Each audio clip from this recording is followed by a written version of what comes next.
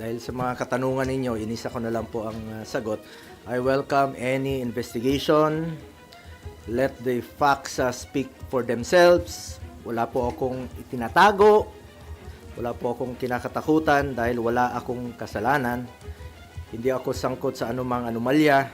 Ang aking sinumpaang tungkulin ay ang maglingkod sa bayan.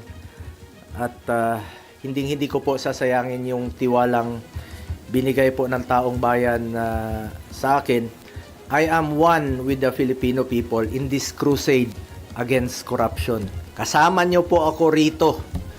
At hindi po tayo titigil at wag ho tayong pumayag na ilihis po ang katotohanan. Kasi pag nailihis po ang katotohanan, magulo po yan. Magkakagulo po pag inilihis po ang katotohanan. Tumbukin niyo po yung dapat tumbukin. Hanapin niyo po yung dapat hanapin. Yun talagang mga totoong buhaya. Yung mastermind talaga.